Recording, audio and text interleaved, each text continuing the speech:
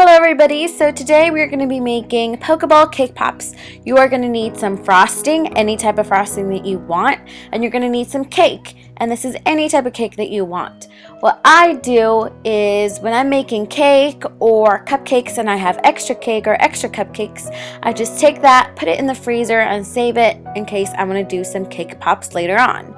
If you don't have any extra cake or cupcakes or whatever, you can totally just bake your own cake, especially for this. Just make sure that it's all fully cooled before you start crumbing.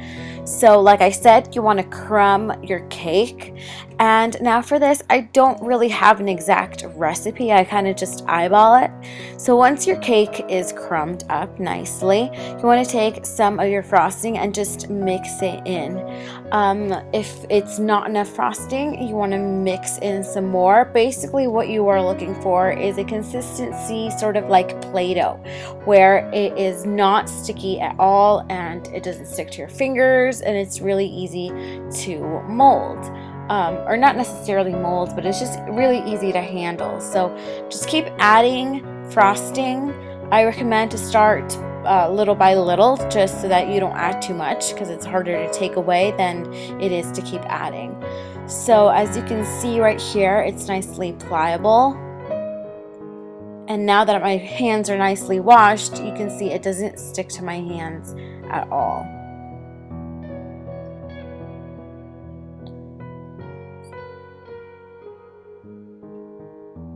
So once you find the right consistency, you just want to make balls, and these are the size of ping pong balls, or about the same size. If you're going to be putting these on a stick, you want to make sure that they are about the same size as a ping pong ball. If you are not going to put these on a stick, then it doesn't really matter what size they are. Just don't make them too big or they might fall apart later on. So roll all your little dough into little balls and then put this in the fridge for about 15 minutes. So once they're out of the fridge, you just want to roll them up between your hands again, and this is just going to help them to be nice spheres. They're going to be more round. So now you have two options. You can either make your Pokeball on a lollipop stick like a regular cake pop, or you can leave it without this stick. So if you are going to use lollipop sticks, you want to dip it into your white chocolate and then insert it into the cake pop or cake ball. If you put too much, just like I did on this one, then you just want to take your finger and scrape that off. And then you just want to continue on to all the other ones that you're going to do.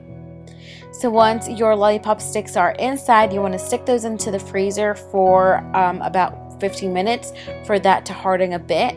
Then you want to take them out, and then you want to dip them fully into the white chocolate. So the ones that are on the lollipop stick, you want to dip those fully into the white chocolate. You want to tap it.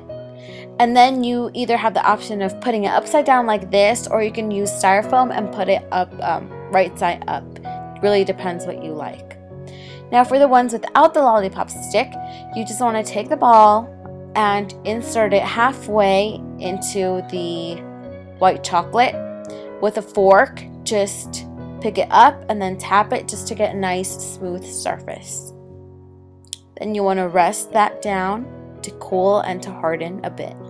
So now we're going to move on to the red. This is the one that I had upside down, and I'm going to dip it into the red halfway. Then I'm going to take it out and I'm just going to tap it, and this is what it looks like. Sorry about my phone, guys. And then if you have a piece of styrofoam, you can put that right side up just for it to harden nicely. And now for the one without the lollipop stick, you want to insert that halfway into the red and then pick it back up. This time we are not going to put the fork in because we don't want it to crack, or we don't want to create any holes or dents in it. So just holding it between your fingers, just want to tap it a little bit to get a nice smooth surface. Try to do this quick because you don't want your white chocolate to start melting under your hands. So now we're going to move into our little strip of the Pokeball. Don't really know what that's called, but you want to roll out some black fondant and then cut out a few strips. This is going to cover up the seam between the white chocolate and the red chocolate. So if you didn't get a nice perfect line between both of them, don't worry about it. We're not even going to see it. So again, you want to attach this right in the center. You can use water, frosting, melted chocolate. And then you want to take your black fondant and make 2 circles. And then you want to take some white fondant and make 2 smaller circles and attach those in the middle of the black circles. And as you can see of that Pokeball sitting right in the corner there, I had to practice a lot. So anyways, you want to attach those little circles onto the center of the Pokeballs and you're completely done. Again, practice makes perfect, guys. I'm totally not perfect or very good at making cake balls or cake pops, but I do my best. So just keep practicing and you will do so great. So please make sure to check out the rest of my videos. This is my last video. You can click on the screen and I'll also link it down below. Please remember that I love you and I hope you have a wonderful rest of the day and rest of the week, and I will see you guys in the next video. Bye!